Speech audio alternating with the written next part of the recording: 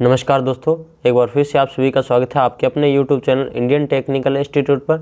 और दोस्तों अपने पिछली वीडियो के अंदर आपको जो पेपर दिया गया है स्क्रीन पे दिख रहा है, इसके अंदर पहला क्वेश्चन जो दे रखा है, draw this systematic diagram of auto transformer starter and dual starter. तो जिसमें से आपको क्या बनाना था, तो एक आपको ऑटो ट्रांसफार्मर स्टार्टर बनाना था और दूसरा ड्यूल स्टार्टर बनाना था। तो ये जो क्वेश्चन था इसमें से ऑटो ट्रांसफार्मर स्टार्टर पिछली वीडियो के अंदर हमने बनाना सीख लिया है। तो अगर आपने पिछली वीडियो नहीं देखी है तो आप प्ले लिस्ट में जाके और सेकेंड ईयर के नाम से, इंजीनियरिंग ड्राइंग सेकेंड ईयर के नाम से आपको प्ले लिस्ट मिलेगी, उसमें देख सकते हो। तो आज की इस वीडियो में ड्यूल स्टार्टर वो बना के और उसकी वर्किंग आपको समझाने वाला हूँ। तो वीडियो को कंप्लीट देखिएगा। वीडियो कंप्लीट देखने के बाद में इसके अंदर आपके लिए बिल्कुल भी डाउट नहीं रहने वाला है। तो चलिए दोस्तों शुरू करते हैं।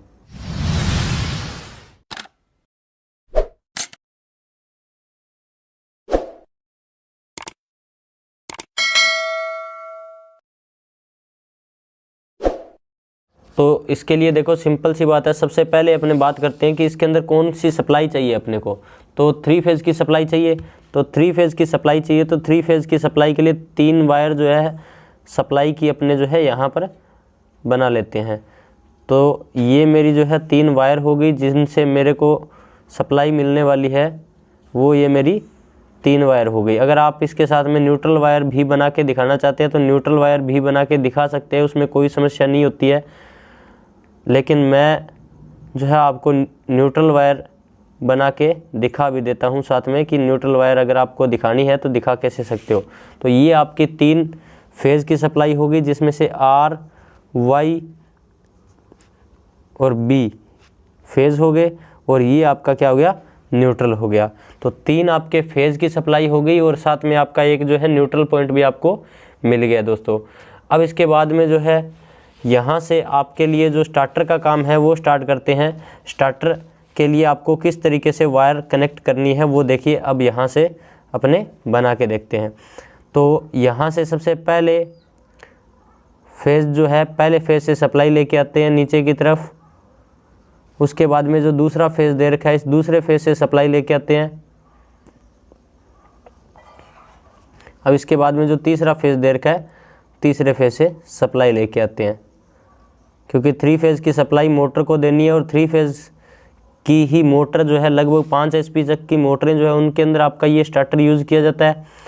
तो ये लीजिए, यहाँ पर आपका इस जगह के ऊपर अपने ICTP जो स्विच है, ICTP स्विच बना के छोड़ते हैं, क्योंकि ICTP सबसे पहले अपने मेन सप्लाई दे रहे हैं अगर मोटर को, तो मेन सप्लाई देने से पहले उसको कंट्रोल करने के लिए या फिर स्विच जो लगा रहे हैं वो कौन सा लगाएंगे, ICTP लगाएंगे, आयरन क्लेट ट्रिपल पोल।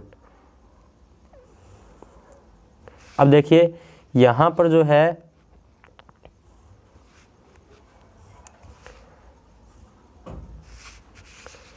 ये मैंने 3 स्विच और 3 स्विच को एक साथ यहाँ पर कंट्रोल करने के लिए ये देखिए बीच में यहाँ पर ICTP स्विच वो बना के छोड़ दिया है।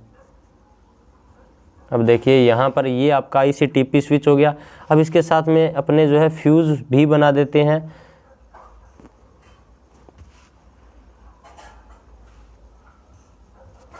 क्योंकि मोटर उसके अंदर शॉर्ट सर्किट की कंडीशन भी हो सकती है। तो अगर मोटर के अंदर शॉर्ट सर्किट की कंडीशन अगर कभी आती है तो उस कंडीशन में मोटर अपनी सेफ़ रहे, तो उसके लिए सबसे पहले अपने यहाँ पर जब मोटर के पास सप्लाई आ रही है उसी टाइम अपने क्या कर देते हैं, यहाँ पर इसके साथ में फ्यूज़ कनेक्ट करके छोड़ देते हैं।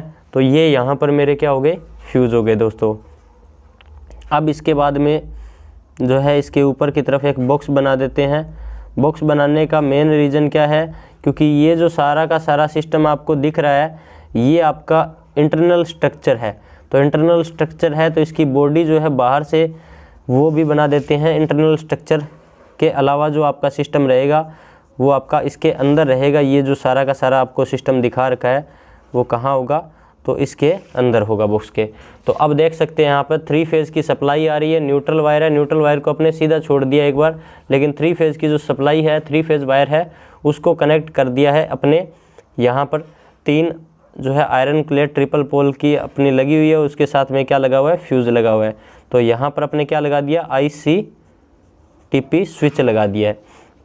अब अगर आप करना चाहते हैं तो ये जो आपने बाहर की तरफ इसकी जो बॉडी लगाई है, इसको आप ग्राउंड या फिर अर्थ भी क्या कर सकते हैं, यानी कि इस जो आपने सप्लाई देंगे तो सप्लाई देने के बाद में कभी भी इसके अंदर लीकेज करंट की कंडीशन होती है, तो अगर आपको झटका वगैरह ना लगे तो आप ये चीज़ अगर कर देते हो अर्थिंग वगैरह, तो एग्जामिनर जो होता है उसको डायग्राम देखने में अच्छा लगता है और उसके नंबर आपको एक्स्ट्रा से देता है, क्योंकि आप सिंबल वगैरह सही तरीके से यूज़ कर रहे हैं, इसको पता होता है। तो अब देखिए इसके बाद में जो है, इसके आगे जो है क्या चीज़ जुड़ी होती है, तो इसके बाद में आपके जो है यहाँ से इसके आगे आपके कॉन्टेक्टर्स जुड़े होते हैं।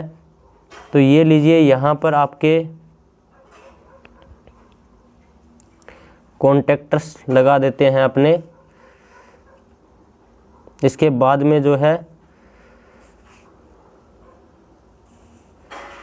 ये लीजिए, यहाँ पर आपके कॉन्टेक्टर्स लगा देंगे। जो कॉन्टेक्टर्स लगा रहे हैं ये इनके अलावा एक कॉन्टेक्टर अपने अलग से लगाएंगे, जिसको अपने बोलते हैं ऑक्सिलरी कॉन्टेक्ट। जो ऑक्सिलरी कॉन्टेक्ट है वो इनके अंदर आपका एक अलग से जुड़ता है। तो आपको इसके अंदर एक ऑक्सिलरी कॉन्टेक्ट, ये तीन तो आपके फेज़ के साथ में तो हो ही गए, क्योंकि इसके साथ में आपकी एक NVC भी लगाएंगे अभी, तो एक तो आपके ये हो ही गए, लेकिन इसके साथ में आपका एक यहाँ पर ऑक्सिलरी कॉन्टेक्ट जो है एक अलग से लगा होता है। तो वो ऑक्सिलरी कॉन्टेक्ट जो है वो अपने यहाँ पर कनेक्ट कर देते हैं। अभी देखिए यहाँ पर ये लीजिए, ये कनेक्ट कर दिया। इसके कनेक्शन करेंगे, इसकी वर्किंग आपको समझाऊंगा, उस टाइम आपको बेहतर तरीके से भी समझ में आएगा, कोई समस्या नहीं होगी आपको।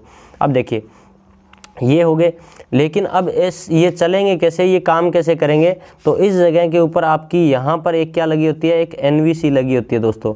इस जगह पर आपकी क्या लगी होती है, कि NVC या फिर होल्डिंग कॉइल लगी होती है, 9 वोल्ट कॉइल लगी होती है। तो वो लगी होती है जिसके अंदर क्या होता है कि आपको पता है NVC के अंदर जो है मैग्नेट बनता है, जिसके कारण क्या होता है कि यहाँ पर जो है स्प्रिंग लगा होता है, और स्प्रिंग को ये क्या करती है NVC अपनी तरफ खींच लेती है। तो अपनी तरफ खींचती है, तो जिससे क्या होता है कि आपका ये जो आपके चारों के चारों कॉन्टेक्टर है, ये चारों के चारों कॉन्टेक्टर आपस में जुड़े होते हैं, और इन चारों कॉन्टेक्टर को NVC क्या करती है, अपनी तरफ खींच लेती है, जिससे आपके चारों के चारों कॉन्टेक्टर है वो कनेक्ट हो जाते हैं और मोटर को सीधी सप्लाई मिलनी शुरू हो जाती है। इसकी वर्किंग आप समझाऊंगा जब आपको समझ में आ जाएगी बाकी चीज़ें जो है। अब देखिए यहाँ पर जो NVC है, उस NVC को सिंपल सी बात है 2 फेज़ की सप्लाई मिलनी चाहिए, यानी कि NVC जो है उसको सप्लाई मिलेगी तभी तो NVC काम करेगी। तो NVC को सप्लाई दे देते हैं अपने यहाँ से, पहला फेज़ यहाँ से सीधा दे देते हैं इस जगह से। अब देखिए ये मेरा पहला फेज़ जो है वो आपका NVC को यहाँ से होते हुए NVC को मिल गया। अब इसके बाद में NVC के साथ में यहाँ पर नीचे की तरफ जो है एक ऑफ बटन जो है, जिससे आपको मोटर को ऑफ करना है, वो वाला बटन लगा होता है। ये जो बटन होता है ये नॉर्मली क्लोज बटन होता है, पुश बटन होता है आपका। ये लीजिए नॉर्मली क्लोज पुश बटन अपने यहाँ पर बना देते हैं। तो ये आपका नॉर्मली क्लोज पुश बटन हो गया। ये लीजिए, ये आपका नॉर्मली क्लोज पुश बटन हो गया। अब इसके बाद में इसकी वर्किंग कैसे रहेगी, ये कैसे काम करेगा, तो ये NVC के साथ में यहाँ पर इस तरीके से जुड़ा होगा। अब NVC के साथ में जुड़ा हुआ है, ये आपकी क्या NVC है, तो नाम साथ साथ में लिखते रहेंगे तो आपको याद रहेगा। ये आपका ऑफ पुश बटन है, ऑफ पुश बटन है, तो आपको याद रहेगा कि यहाँ पर आपने एक ऑफ पुश बटन भी क्या कर रखा है, कनेक्ट कर रखा है।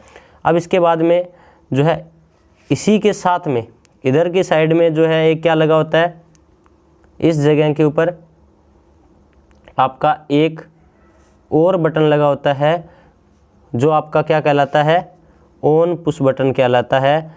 और ये जो ऑन पुश बटन है ये नॉर्मली ओपन कैटेगरी का होता है। यानी कि आपको पता है पुश बटन दो प्रकार के, एक नॉर्मली क्लोज और एक नॉर्मली ओपन।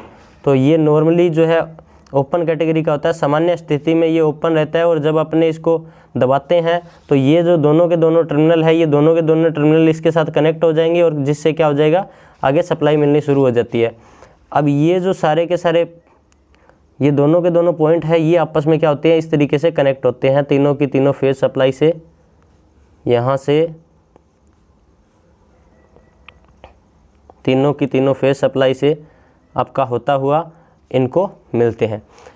तो देखिए पहली फेज़ तो आपका एनवीसी को यहाँ से मिल गया, लेकिन दूसरा फेज़ भी तो देना है। तो दूसरा फेज़ देने के लिए अपने ये काम करें, दूसरे फेज़ की सप्लाई देंगे। अभी आपको आगे दे के बताएंगे कैसे देनी है। अब इसके बाद में इसके आगे की तरफ जो है थर्मल ओवरलोड रिले OLR जो है वो आपकी कनेक्ट करनी है। तो थर्मल ओवरलोड रिले जो है वो आपको कनेक्ट करनी है। तो उसको कनेक्ट करने के लिए यहाँ पर इसी जगह के ऊपर आपको ये जो है थर्मल ओवरलोड रिले का सिंबल होता है। तो थर्मल ओवरलोड रिले के लिए आपने यहाँ पर इस तरीके से ये 3 सिंबल बना लिए। अब 3 फेज़ की सप्लाई है तो अलग अलग फेज़ के लिए अलग अलग यहाँ पर आपकी थर्मल ओवरलोड रिले होगी। ये लीजिए, यहाँ से नीचे की तरफ अपने वायर लेके आ गए हैं। अब ये जो थर्मल ओवरलोड रिले है इसके साथ में एक जो है यहाँ पर इस जगह के ऊपर आपका थर्मल ओवरलोड रिले जो है ये लगी होती है, इस तरीके से कनेक्ट होती है। अब देखो ये काम कैसे करेगी। तो ये आपकी थर्मल ओवरलोड रिले है, थर्मल ओवरलोड रिले। तो थर्मल ओवरलोड रिले है तो ये आपकी काम करेगी जब इसके अंदर से होते हुए आपकी जो है मोटर को सप्लाई मिलेगी। तो अगर किसी कंडीशन में ओवरलोड की कंडीशन अगर आती है तो ओवरलोड की कंडीशन में ये जो है मोटर को क्या कर सके, अपने आप ऑफ कर सके। तो मोटर को अपने आप ऑफ कर सके ऐसी अगर कंडीशन लेके आनी है तो इसको फेज सप्लाई देनी पड़ेगी। तो फेज सप्लाई यहाँ से अपने सीधा देते हैं। अब देखिए यहाँ से जो सप्लाई दे रहे हैं वो आपकी इसको सीधा दे रहे हैं। अब इसके बाद में जो आपको एनवीसी को सप्लाई मिलनी चाहिए थी तो वो एनवीसी को जो सप्लाई देनी है वो अपने को इसके अंदर से होते हुए यहाँ से सप्लाई देनी है। अब एनवीसी को यहाँ से सप्लाई, और इसके बाद में आपने जो ऑक्सिलरी कॉन्टैक्ट लगाया है, एक अलग से जो ऑक्सिलरी कॉन्टैक्ट लगाया है ना, ये जो अलग से ऑक्सिलरी कॉन्टैक्ट लगा रखा है, इस ऑक्सिलरी कॉन्टैक्ट को भी अपने क्या करेंगे, इसके साथ में यहाँ पर कनेक्ट करेंगे। ये लीजिए यहाँ पर ऑक्सिलरी कॉन्टैक्ट के साथ में इसको कनेक्ट कर दिया। अब ऑक्सिलरी कॉन्टैक्ट का दूसरा जो टर्मिनल है वो यहाँ पर कनेक्ट करेंगे। अब आपकी मोटर बना देते हैं और मोटर बनाने के बाद में इसके अंदर जो है मोटर के अंदर आपको दिखाते हैं कि ये कैसे काम करेगा। तो मोटर के लिए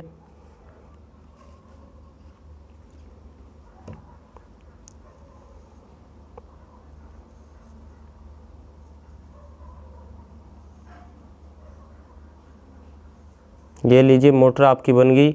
अब ये जो मोटर आपने बनाई है ये आपकी 3 फेज़ की मोटर है, एसी पे चलती है। और अपने अगर मैं बात करूं तो ये इसका बेस हो गया, और बेस को जो है यहाँ पर अपने स्टेबल कर देते हैं। ये लीजिए स्टेबल कर दिया।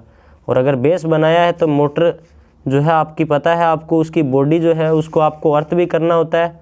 तो ये लीजिए इसकी बॉडी को अपने अर्थ भी कर देते हैं।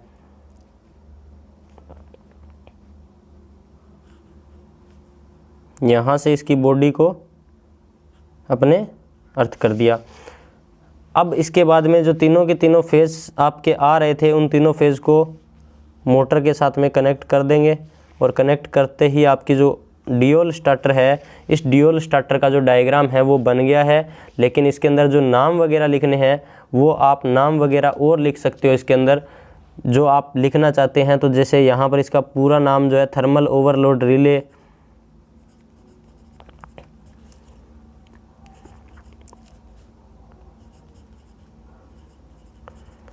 थर्मल ओवरलोड रिले का नाम हो गया है। इसके अलावा अगर मैं बात करूं तो ऑक्सिलरी कॉन्टैक्ट जो आपने बनाया है, आपके पेपर में ये क्वेश्चन जो है बहुत बार पूछा गया है और बार बार जो है ड्राइंग के पेपर में क्वेश्चन आता है कि डियोल स्टार्टर जो है उसका डायग्राम बनाइए। तो डियोल स्टार्टर का डायग्राम कैसे बनाना है, तो आपको जो डायग्राम बना हुआ दिख रहा है ये नॉर्मली आपका कौन सा बटन है, तो ऑन बटन है, पुश बटन, और ये आपका ऑफ पुश बटन है। अब आपको इसकी वर्किंग बता देता हूँ ये काम कैसे करेगा। तो देखिए आपने 3 फेज सप्लाई लगा रखी है और 3 फेज सप्लाई जो है यहाँ से ICTP स्विच आप जैसे ही ऑन करेंगे तो ICTP स्विच ऑन करते ही तीनों के तीनों ये जो स्विच है ये कनेक्ट हो जाएंगे। कनेक्ट होने के बाद में यहाँ से जो सप्लाई है वो आपके इन 3 टर्मिनल तक तो पहुँचेगी लेकिन आगे नहीं पहुँचेगी मोटर तक। तो मोटर तक आपकी कैसे सप्लाई पहुँचेगी, जब आपके ये जो आपके कॉन्टैक्ट लगा रखे हैं आपने इनको जो है आप आगे करोगे तो, और ये आगे कैसे होंगे, तो ये जब NVC जो है उस तक सप्लाई पहुंचेगी तो NVC को आपने एक फेज़ की सप्लाई यहाँ से सीधी दे दी, लेकिन दूसरे फेज़ की सप्लाई देखिए आपने ये जो ऑफ पुश बटन था ये नॉर्मल कंडीशन में कौन सी कैटेगरी में है, तो ऑफ जो है नॉर्मली ऑन कैटेगरी में है। अब इसके बाद में जो है यहाँ से होते हुए अब देखिए यहाँ तक आ गई, लेकिन इसके अंदर जो है ये ऑफ कंडीशन में है ऑक्सिलरी कॉन्टैक्ट, क्योंकि ऑक्सिलरी कॉन्टैक्ट पहले से ऑफ है तो इसको सप्लाई मिलेगी नहीं, तो मोटर अपने आप चालू नहीं होगी सप्लाई मिलते ही। तो उसके लिए क्या करना होगा, आपको ये जो पुश बटन है इसको ऑन करेंगे, यानी कि अपने बटन दबाएंगे तो ये पहले ऑफ कंडीशन में था, जब ही बटन आपने दबाया तो ये दोनों टर्मिनल आपस में कनेक्ट हो गए, और ये कनेक्ट होने से दूसरा जो फेज़ था वो NVC को देखिए यहाँ से होता हुआ, इसके अंदर से होता हुआ, यहाँ से होता हुआ, इसके अंदर से होता हुआ NVC को दूसरा फेज़ मिल जाएगा। और दूसरा फेज़ मिलते ही ये क्या करेगी, अपनी ओर खींच लेगी, और खींचते ही ये टर्मिनल क्या होंगे, आपस में कनेक्ट हो जाएंगे। और कनेक्ट होते ही क्या होगा, यहाँ से जो मोटर है उस मोटर को तीनों की तीनों फेज़ सप्लाई मिलनी शुरू हो जाएगी और मोटर जो है वो आपकी 3 फेज़ की मोटर स्टार्ट हो जाएगी। अब देखिए ये तो बात हो गई NVC के काम की। अब इसके बाद में ये थर्मल ओवरलोड रिले कैसे काम करेगी और ऑक्सिलरी कॉन्टैक्ट जो है वो कैसे काम करेंगे। तो अब देखो जैसे ही मोटर आपने बटन दबाया तो बटन दबाने के बाद में बटन ऐसे तो है नहीं कि दबा के रखोगे, तो ये नॉर्मली जो है आपका ओपन कंडीशन में रहता है। तो जैसे ही बटन हटाओगे तो बटन हटाने के बाद में जो है आप देखो इसने अपनी तरफ खींच के रख लिया, तो इसको जो है दूसरे फेज़ की जो सप्लाई है वो कहाँ से मिलेगी, तो इसके अंदर से होते हुए, इसके अंदर से होते हुए यहाँ से आपकी NVC को सप्लाई मिलती रहेगी और मोटर काम करती रहेगी। जैसे ही सप्लाई जाएगी तो ये कॉन्टैक्टर पीछे चला जाएगा स्प्रिंग के कारण और मोटर अपने आप ऑफ कंडीशन में हो जाएगी। अब इसके बाद में जो है थर्मल ओवरलोड रिले कैसे काम करेगी, तो थर्मल ओवरलोड रिले जैसे ही मोटर के अंदर लोड बढ़ेगा तो यहाँ पर जो थर्मल ओवरलोड रिले है यहाँ से सर्किट को जो है ब्रेक कर देगी। सर्किट को यहाँ से ब्रेक करते ही देखो यहाँ से पूरा का पूरा जो सप्लाई है इसका दूसरा फेज़ है NVC का वो चला जाएगा, और दूसरा फेज़ अपने आप NVC का जाते ही ये जो NVC है होल्डिंग कॉइल है ये आपके जो बाकी ऑक्सिलरी कॉन्टैक्ट या फिर जो बाकी कॉन्टैक्ट है उनको क्या करेगी, दूर धकेल देगी, जिससे आपका क्या हो जाएगा, ये जो मोटर है ये मोटर अपने आप है ऑफ कंडीशन में हो जाएगी। तो ये जो सारा का सारा सिस्टम है ये आपका है डियोल स्टार्टर। यानी कि अगर आपके पेपर में क्वेश्चन आता है दोबारा से अगर आ जाता है कभी कि डियोल स्टार्टर का डायग्राम बनाइए, तो मुझे उम्मीद है कि आप फेल नहीं होंगे, क्योंकि ये जो क्वेश्चन है 10 या 20 नंबर का अगर आता है तो आप आराम से इसके अंदर 10 या 20 नंबर ले लेते हैं अगर ये क्वेश्चन अगर आप 2-3 बार प्रैक्टिस करेंगे तो। और उम्मीद करता हूँ कि ये जो मेरा जो बताया हुआ है ये आपके बहुत ही बेहतरीन तरीके से समझ में भी आ गया है। और अगर आपको समझ में आ गया है और वीडियो अगर आपको अच्छी लगी है तो आपको कुछ नहीं करना, इसका जो दूसरा पार्ट है वो जाके ऑटो ट्रांसफार्मर स्टार्टर का वो आपको प्लेलिस्ट में देखना है, क्योंकि हो सकता है अगर आपके पेपर में ये क्वेश्चन नहीं आता तो आपका ऑटो ट्रांसफार्मर स्टार्टर का डायग्राम आ जाए। तो आपको जब चैनल के ऊपर जाओगे और चैनल के अंदर प्लेलिस्ट का ऑप्शन खोलोगे तो प्लेलिस्ट के अंदर जब जाओगे तो वहाँ पर आपको इंजीनियरिंग ड्राइंग सेकेंड ईयर के नाम से आपको एक प्लेलिस्ट मिलेगी। सेकेंड ईयर के अंदर प्लेलिस्ट जो मिल रही है उसके अंदर आपको सेकेंड ईयर से जुड़ी हुई जितनी भी वीडियोज़ है वहाँ पर आपको मिल जाएगी। और अगर आपको वीडियो अच्छी लगी है तो वीडियो को लाइक ज़रूर कीजिएगा, और साथ में अगर आपने चैनल को सब्सक्राइब नहीं किया है तो चैनल को सब्सक्राइब कर लीजिए। और किसी भी तरह की अगर आप आगे वीडियो चाहते हैं तो नीचे कमेंट सेक्शन के अंदर कमेंट कर दीजिए, और मैं जो है वो वीडियो आपके लिए लेकर आने की कोशिश ज़रूर करूँगा। और मिलेंगे नेक्स्ट वीडियो में, तब तक के लिए जय हिंद जय भारत दोस्तों।